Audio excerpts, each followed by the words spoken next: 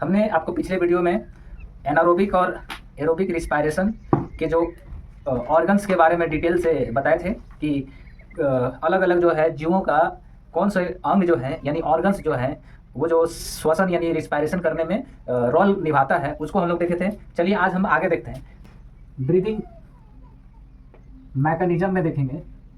और ब्रीदिंग क्या होता है? ब्रीदिंग का मतलब होता है सांस का लेना और सांस का छोड़ना।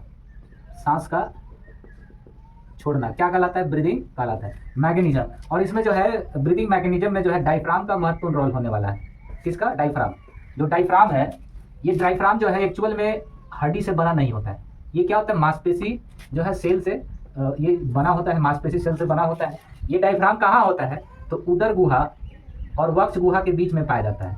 उदर गुहा और वक्ष गुहा। गुहा का मतलब कैविटी बोलते हैं। कैविटी उसको बोलते हैं जो खाली जगह है। थोरेसिक कैविटी हो गया, एब्डोमेन कैविटी हो गया। तो यहाँ पर ये इसके बीच में ये क्या होता है? डायफ्राम पाया जाता है। डायफ्राम जो होता है ये पैराशूट के समान होता है। किसके समान होता है? पैराशूट। और इसका मुख्य जो काम होता है क्या करना? श्वसन करना। मुख्य काम डायफ्राम का जो मुख्य काम होता है क्या करना है? श्वसन करना। डायफ्राम का जो नियंत्रण है, नियंत्रण कौन करता है? तो डायफ्राम का नियंत्रण जो है मस्तिष्क करता है। कौन करता है? मस्तिष्क करता है। ठीक है, मस्तिष्क करता है यानी ब्रेन करता है। डायफ्राम का नियंत्रण कौन करता है? ब्रेन करता है। और ब्रेन में कौन करता है? तो मेडुला ऑब्लांगेटा करता है। कौन सा? मेडुला ऑब्लांगेटा करता है। मेडुला ऑब्लांगेटा ये क्या करता है? डायफ्राम का यानी डायफ्राम यानी जो आपका डायफ्राम जो है मांसपेशी वाला जो बना है, इसका नियंत्रण ब्रेन का मेडुला ऑब्लांगेटा करता है। डायफ्राम जो हो गया। अब ये देखिए डायफ्राम क्या करता है, तो जब अंदर हम लोग वायुमंडल से हवा लेते हैं तो हवा जो है हमारे जो शरीर के अंदर में जो सेल के अंदर में क्या होता है? रिस्पायरेशन की क्रिया होता है हवा के माध्यम यानी ऑक्सीजन से होता है और कार्बन डाइऑक्साइड।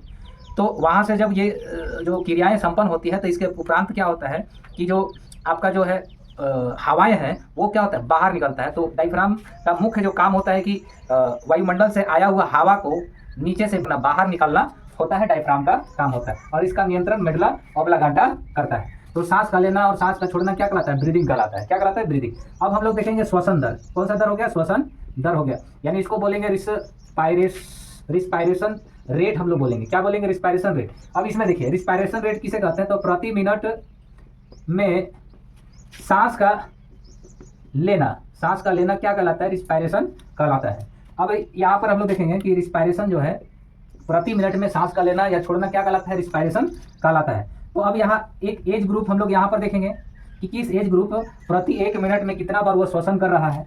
और दूसरे साइड में हम लोग देखेंगे कि रिस्पायरेशन दर हो गया, रेट हो गया, रिस्पायरेशन रेट। तो लेस देन वन जो वर्ष का यानी जो एज का ग्रुप का जो भी होगा, 1 से कम उम्र का, इसका रिस्पायरेशन दर जो है 30 से 40 के बीच में होता है।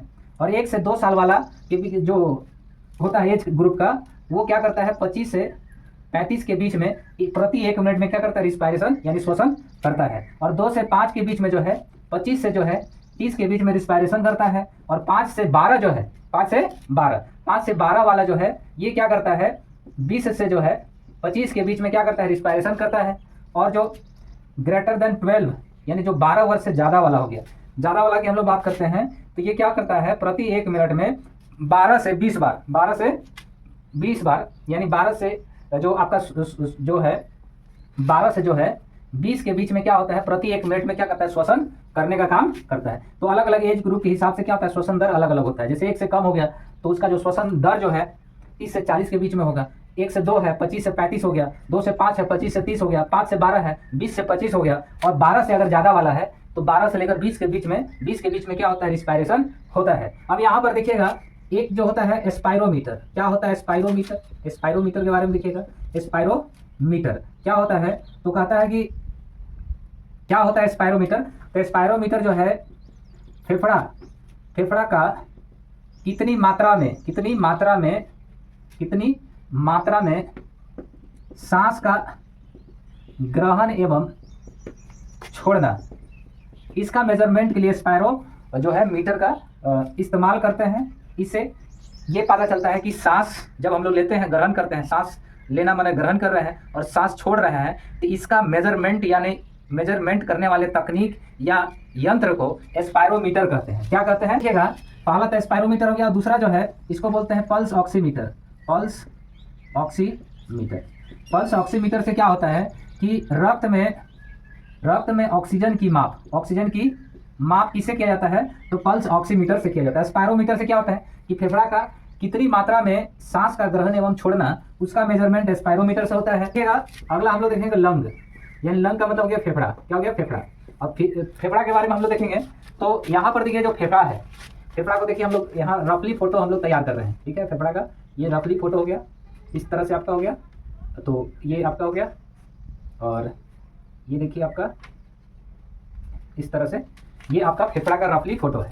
अब फेफड़ा में देखिएगा कि जो फेफड़ा है दिखने में कैसा है, तो ये जो फेफड़ा जो है रफली जो है, हम लोग रफली की बात करते हैं, तो ये ट्राइएंगुलर शेप में होता है। कैसा शेप में होता है? ट्राइएंगुलर शेप में। ये क्या होता है? आपका लंग्स होता है।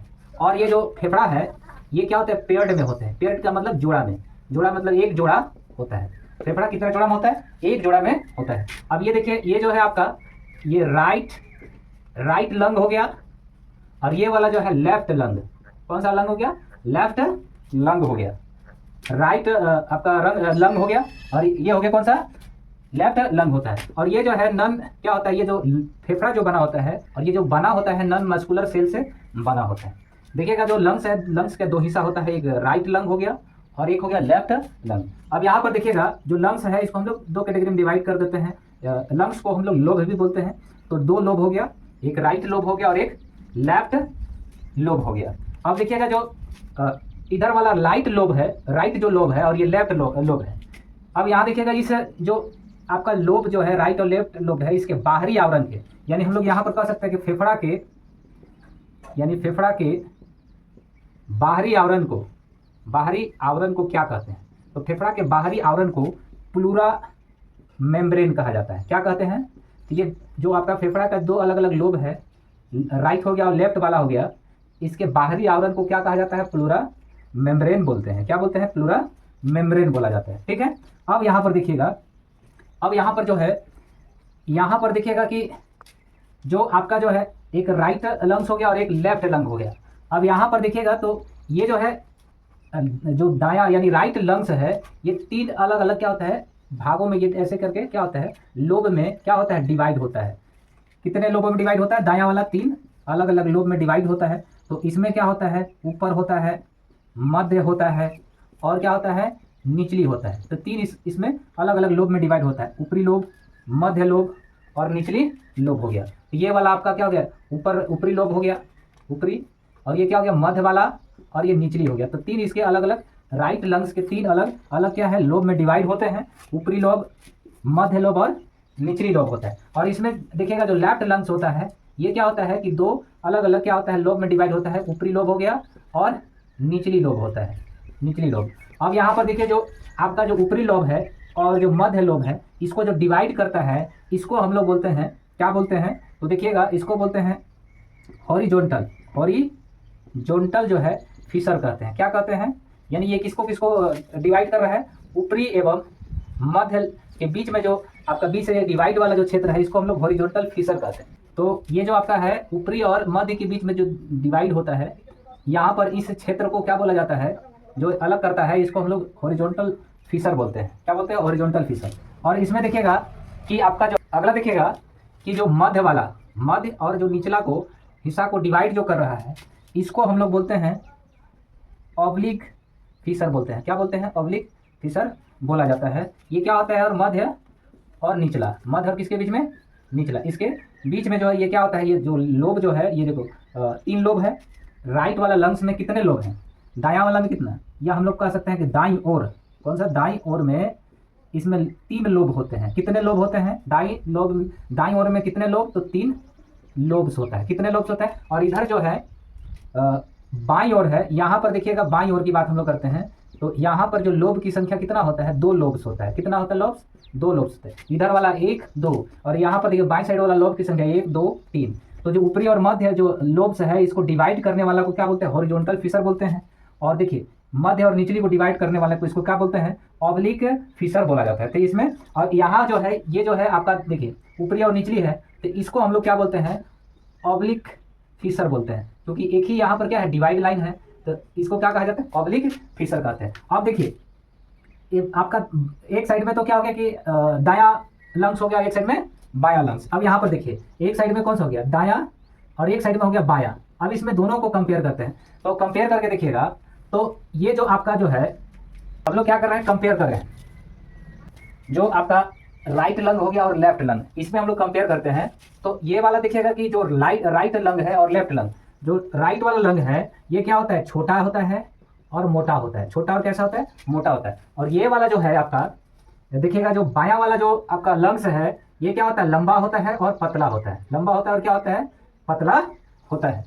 बाईं ओर और दाईं ओर यहाँ पर जो है जो आपका दायां ओर है लोब की संख्या 3 होता है। लोब कितने होते हैं तो लोब्स जो है 3 होता है, और बायां साइड में जो लोब्स जो होता है वो कितना होता है तो 2 होता है। कितना होता है 2 की संख्या में होता है। अब आगे देखिए ये जो आपका जो है क्या है लंग्स का जो है आपका डायग्राम है, ये देखिए आपका लंग्स का डायग्राम है, ठीक है। अब इसके बाहरी आवरण को क्या कहा जा रहा है प्लूरा मेम्ब्रेन इसको कहते हैं।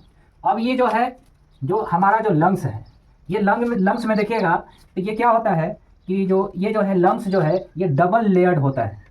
कौन सा लेयर्ड होता है डबल्ड लेयर होता है, लेयर होता है डबल्ड लेयर होता है, यानी इसको हम लोग कह सकते हैं दोहरी कला वाला होता है। अब दोहरी कला में देखिएगा एक जो है आपका ये बाहर से एक हो गया इस तरह से, बाहर से एक हो गया आपका, और एक देखिए अंदर से होता है, ठीक है। एक बाहर से हो गया एक अंदर से। अब इस तरह से दो क्या होता है दोहरी कला में ये क्या होता है ये इसमें बाहर से कवर लगा होता है, डबल लेयर का होता है। तो जो एक होता है बाहरी आउटर जो होता है, एक आउटर होता है और एक होता है इनर, आउटर होता है और एक होता है इनर होता है। जो आउटर होता है इसको हम लोग बोलते हैं पैराइटल बोलते हैं। ये जो आपका जो है आपका लंग्स जो है लेफ्ट और राइट जो है ये क्या होता है डबल लेयर से कवर्ड होता है, दोहरी कला वाला होता है, जिसको हम लोग क्या बोलते हैं प्लूरा बोलते हैं। एक होता है आपका जो है ये आपका क्या हो गया प्लूरा हो गया, और प्लूरा में देखिएगा एक होता है आउटर होता है और एक होता है इनर। इनर वाला को हम लोग बोलते हैं, पहला जो आउटर है इसको हम लोग पैराइटल बोलते हैं, आउटर को क्या कहते हैं पैराइटल, और जो इनर होता है इसको हम लोग क्या बोलते हैं विसरल बोलते हैं। क्या बोलते हैं विसरल इसको बोलते हैं। तो आउटर वाला को क्या कहा जाता है पैराइटल प्लूरा हो गया, और इनर वाला को विसरल प्लूरा हम लोग बोलते हैं, ठीक है। कौन सा प्लूरा पैराइटल प्लूरा हो गया, और ये क्या हो गया विसरल प्लूरा। ये इस तरह से दोहरी जो लेयर है इसे ये क्या होता है कवर होता है। अब यहाँ पर क्या होता है देखिए आपका जो है बाहर वाला जो है इसको हम लोग क्या बोल रहे हैं पैराइटल बोल रहे हैं।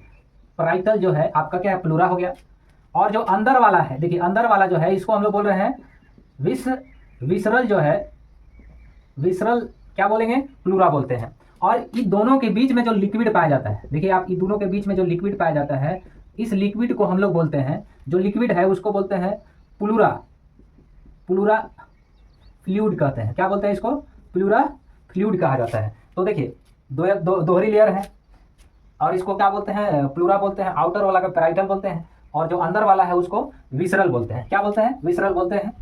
और इसकी बाहरी आवरण को हम लोग क्या बोलते हैं तो प्लूरा मेम्ब्रेन कहते हैं। यहाँ पर जो लिक्विड पाया जाता है आपका जो डबल लेयर होता है इसके अंदर में जो लिक्विड पाया जाता है इसको क्या बोलते हैं प्लूरा फ्लूइड बोलते हैं। अब देखिए जो प्लूरा फ्लूइड है कौन सा हो गया प्लूरा फ्लूइड है। अब ये देखिए प्लूरा फ्लूइड जो है ये क्या करता है तो जो डिहाइड्रेशन होता है डिहाइड्रेशन से ये क्या करता है बचाने का काम करता है, डिहाइड्रेशन नहीं होने देता है। यानी डिहाइड्रेशन का मतलब क्या होगा कि पानी की कमी डिहाइड्रेशन, तो ये इसको नहीं होने देता है। दूसरा क्या है जो शॉक लगता है शॉक से रोकने का काम करता है, शॉक जो लगता है उसे रोकने का काम करता है। ये जो आपका प्लूरा फ्लूइड है यहाँ पर देखिएगा जो क्या होता है यहाँ पर जो आपका दोहरी कला है इसके अंदर में जो फ्लूइड पाया जाता है उसको प्लूरा फ्लूइड बोलते हैं। ये क्या होता है डिहाइड्रेशन होने से रोकता है, ये शॉक लगने से रोकता है, और तीसरा क्या करता है फ्रिक्शन जो होता है घर्षण उसको भी होने से रोकने का काम करता है। अब यह देखिए ये जो हो गया इसमें एक चीज़ और ध्यान रखना है कि जो लंग्स होता है लंग्स का रंग कैसा होता है, लंग्स का रंग रंग की बात करते हैं तो ये क्या होता है पिंकिश ग्रे होता है। कैसा कलर का होता है पिंकिश ग्रे कलर का होता है। चैनल को लाइक करें शेयर करें सब्सक्राइब करें। जय हिंद।